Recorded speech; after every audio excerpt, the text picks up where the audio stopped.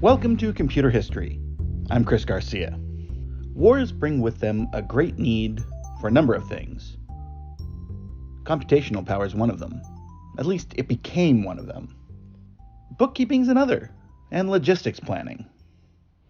All of these ended up being things that the electronic, digital, electromechanical, and various other forms of computer became very, very important and helped move them forward in the way that led to their adoption just mere years after the war ended. And we have to go back to what it was like to actually have to put on the war prior to the invention of computers. A very good example, when Napoleon marched, they needed to have records of everything they took with them. The amount of food, the number of eventually cans or jars they brought, how many people they had, how many extra boots they had. This all had to be done by hand. And when something got used, you needed to cross it off. Now, this is the best case scenario, of course. Often one of the first things you kind of let go was your bookkeeping, and often that meant you were at a loss for materials. One of the stories goes that right behind the howitzers and tanks would come the jeeps that carried the punch card equipment during World War II. This is probably an exaggeration, but there were absolutely a lot of punch card accounting equipment used during the war, both in the field and on stateside. One of the most important methods for calculating things such as wind speed or directions were slide rules, usually circular, but various types, things that were called dead reckoning computers, or airspeed calculators. And these would allow you to figure out various aspects. There are also things a little later, I think after World War II, that let you figure out the safe radius to be away from a bomb, including nuclear weapons, which is a fascinating one. Another thing used all over the place were firing tables. These were usually books that allowed you to figure out how much powder you had to use to send a shell, how far, against what headwind, and so forth. It's a creation of things like firing tables that Charles Babbage had been trying to mechanize, and that often became very important aspects of early computer usage, even up to and including before the war.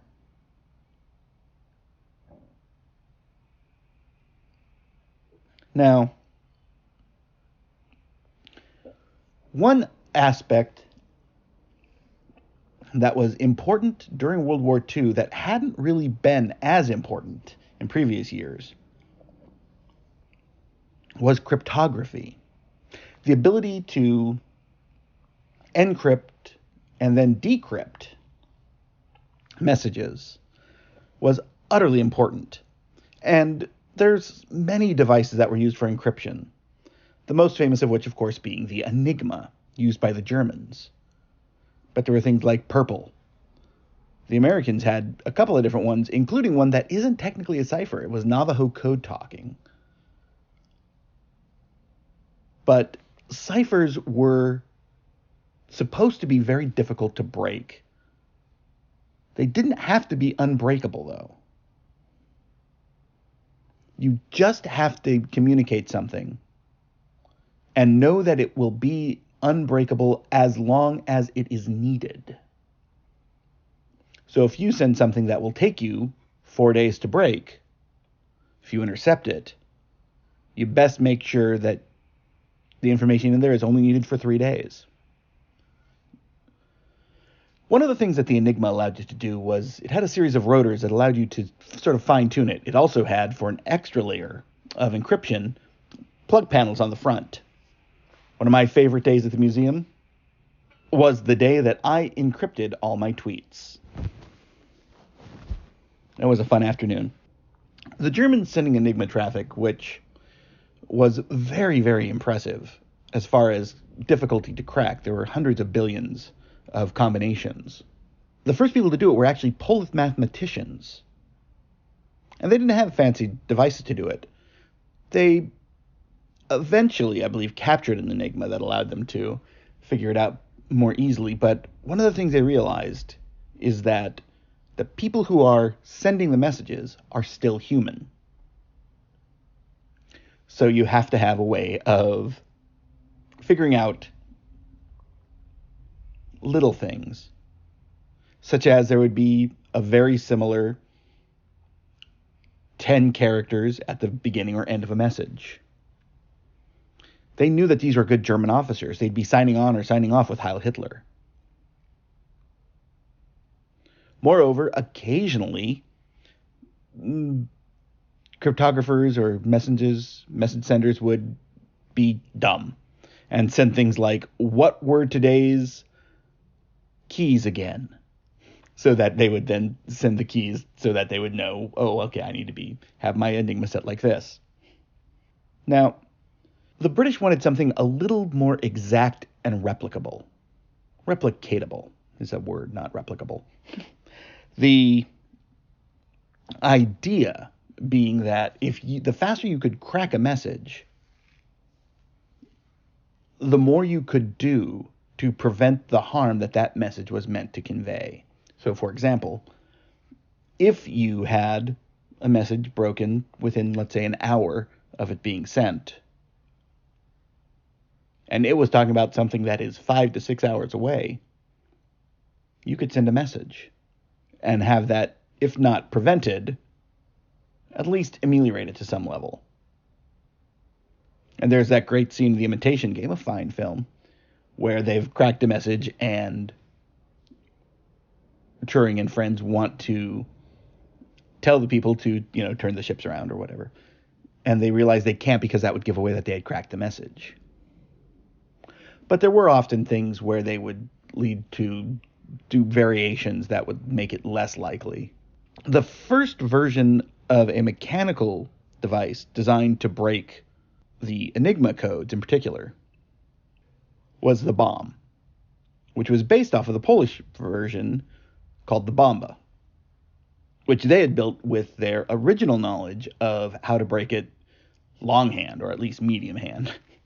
The Bomba was a large mechanical device with a number of rotors that allowed you to test the positions so that coherent messages could be found.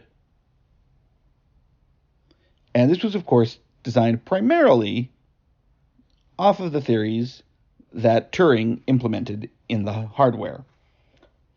It's an impressive design, and a reconstruction exists today at Bletchley Park. It was fast, but the Enigma wasn't the only code system being used. In particular, there was the Lorentz cipher and also the Geheimschreiber, which is secret writer, literally,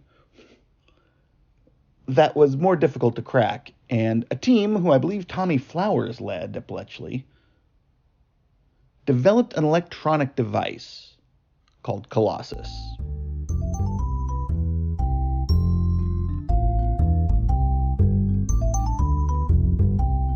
Colossus was another large early electronic device. It had a very small memory, and you would input the data via paper tape, and it would process it, and again, doing combinatorics and so forth, it would eventually, hopefully, give you the message, or at least aspects of a message, so that you could go back and figure out the rest of it. This was even faster than the bomb, and it was, while slightly less reliable because electronics at the time had their issues, it did allow for even faster breaking of the code. But more importantly, it was massively important to the British computing world, because a number of the people who had worked on Colossus in various forms ended up going into the computing world, Tommy Flowers being one of them. And this idea that you could use electronics for number crunching, well, it always existed. The use in cryptography was not new, but certainly rare. Of course, Turing and Tommy Flowers and a number of other people who had worked on the project would end up going forward in being a part of the world of computing. And a lot of times, since this was exceptionally secret, up until, I believe, 1970s, somewhere around there, I think it was revealed in 1968, but then became more public in the 1970s, that they would ask, well, where did you learn that trick? And Tommy Flowers thinks, well, I picked it up along the way. What's interesting about code breaking is everyone was doing it. Everyone was trying to figure out a faster way to break the code of the other folk. The purple was eventually broken by U.S. cryptographers, cryptanalysts, I believe, technically. And a number of the other codes were. I don't know if any of the Japanese cryptographers ever figured out Navajo to the degree that they could actually intercept messages, but maybe. At the same time, some of the machines that we had talked about last time were still in operation and doing work that was intended for use in the war. In particular, the Harvard Mark I, which eventually became the Harvard Mark II, Mark III, Mark IV, including the Harvard Mark III, which actually used a number of electronic components, including vacuum tubes and crystal diodes. The Mark IV was actually after the war, but it used magnetic core memory, for example, which we'll talk about a little later on. But once the War Department figured out that, hey, electronics are going to make computers or computer-like devices possible to be put into a whole new series of concepts. So what can we do with it? The Navy came up with Project Whirlwind. And Whirlwind was a very, very, very smart project. The idea was to make a flight simulator so that you would have to have something, a computer that was fast enough so that it could simulate the aspects that you would see either on the panel or somehow they were going to do a video maybe to figure out how you could train pilots without having to actually potentially sacrifice a plane or even just plane time. Well, this is a great idea, but it didn't come off nearly in time for the war. It came out in the early 50s. But it would become one of the most important computers of the 1950s because it gave us core memory.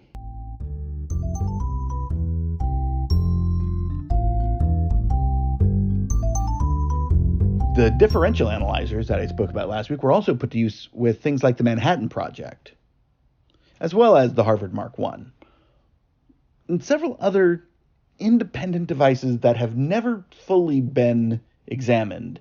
One of the things that the Manhattan Project was very interested in was how can we make process-specific items?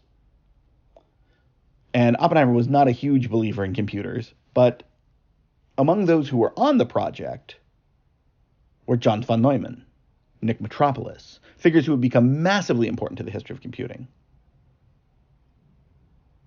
Edward Teller, who less to do with computing itself, but more to do with the systems that would lead us to computing. Running Lawrence Livermore Labs being one of them. More on that well down the line. But computational devices to figure out firing tables were also highly important. And at the Moore School at the University of Pennsylvania, two profs, Eckert, J. Presper Eckert, and John Mockley, put together a proposal to build a computer called ENIAC, the Electronic Numerical Integrator and Computer. This was groundbreaking. Not necessarily for the electronics, or even for the use in the war, because it wasn't fully finished until after the war ended, but because they did a series of lectures. And they also allowed people to use the computer. People like D.H. Lamer, who I had mentioned earlier, first time ever used a computer. Harry Husky. people who would go on to change the way computing happened. A number of the first generation. And this becomes important because it was hands-on with a computer. Now, it wasn't a digital computer. It was electronic, so that's a plus. It was huge. Its memory was not the best. It was still delay line based. But it was coming up at a very interesting time. It was built for the war purposes. But since it wasn't completed for the war, it had to be revised. And things like the 24-hour weather forecast was done using it, one of the first. They were always trying to find new areas. The Army Mapping Service used one of the earliest. And I remember speaking with Karen Anderson, wonderful science fiction author, wife of Poul Anderson, who passed away about 20 years ago. Very sad. Loved that man. And she had worked with it at the mapping service. And she said one of the keys was that they were attempting to compute distances. So you would figure out, you would have this one map, not necessarily scanned, but the points on it would be noted. And you might have another point on that map, and you need to figure out the distance. You wouldn't think that was a difficult thing, but if you think of it as the traveling salesman problem, you have 7 points and you need to find out the fastest distance between them. Well, computers are much better at that than humans, or at least faster at it. Another famous use for it was the census, of course, and creating the concordance of the Bible. And there have been dozens of concordances of the Bible, but this was the first one that was stored on a computer and used to produce. And what is, in essence, a very good index, it adds possibilities once you can use a computer and you can do it more more mechanically, even if it's electronic. The ideas of computing were fully taken on during World War II. And the government recognized that one of the reasons why they had done so well in World War II, besides the fact that we were motivated,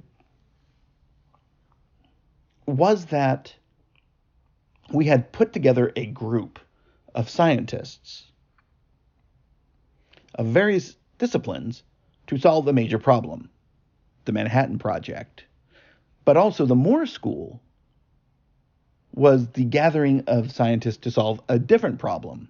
How do we create a computer that has uses that are defense, but then also shifting and realizing, oh, we can use this in other ways as well. And that's where everything sort of comes together. The recognition that the aspects of computing that we see as important depend on what our needs are at the time.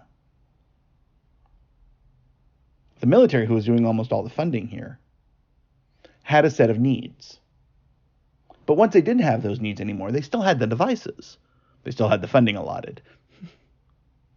So they start to look for new methods. Now, there's also a whole bunch of other devices that were used for doing things like gun control. So you had things like the Norden bomb sight, which are analog computers that were incredibly accurate. There's a joke that one of the bombardiers was sort of famous for saying that you could, using the Norden bomb sight, you could hit a pickle barrel at 100 meters. Or maybe it was a mile. I don't know. And when they were asked about it later in the year, he said, sure, which pickle do you want to hit? It was an incredibly accurate system. And one of the reasons why it could be so accurate was that the bombardier, while the very last moments, would take over control of the flight itself, so that you would have the plane and the bomb targeting system going together. There was also the relay interpolator, which was designed by George Stibitz, who we talked about last week, which was eventually merged into various firing systems, in particular, I believe, submarines and also howitzer-based type weapons on the ground. The concept, at least. I believe there may have only been one relay interpolator. Not 100% sure. I was looking into it and I couldn't find a lot on it. But it used 400 relays, which would have been pretty sizable. But these devices were never seen as the endpoint. And that's important. When these machines were funded, we knew we would have use for this technology for the baseline uses after the war. This is one of the things that a lot of the sort of social scientists who deal in the computing world realize, is that when governments are funding things that are specifically for war, they almost always discover new purposes and repurpose that technology elsewhere. There's the argument that the Cold War's rush for nuclear weapons actually led to the nuclear energy sector.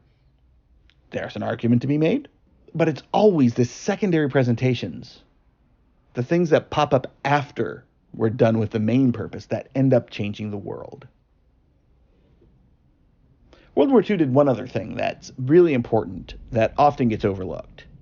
It trained a generation of GIs to be electronic technicians. People who worked on radar systems, for example, or who maintained not even the computers, but just anything electronic. There were so many of them at that point. Radios. Radar displays, like I said. Anything like that required maintenance, which required training people to become electronics experts to a degree. That also very much helped with, and along with the GI Bill, to get more and more people into the engineering space. And that, more than anything else, provided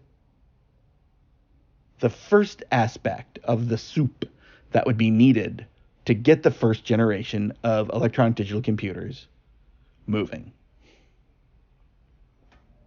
There's so much to say about World War II and computing, and there are books about it even.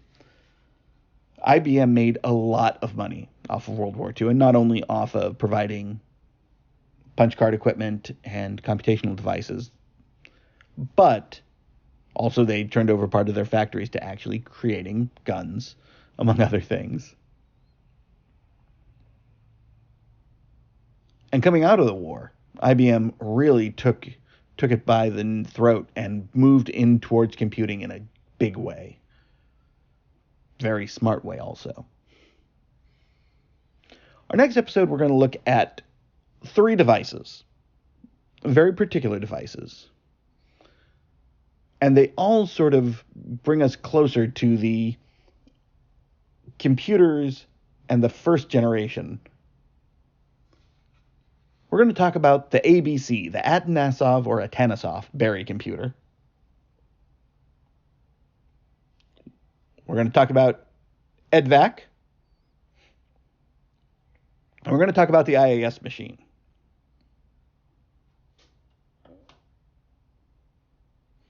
The episode after that, we're going to go back a little bit and talk about England.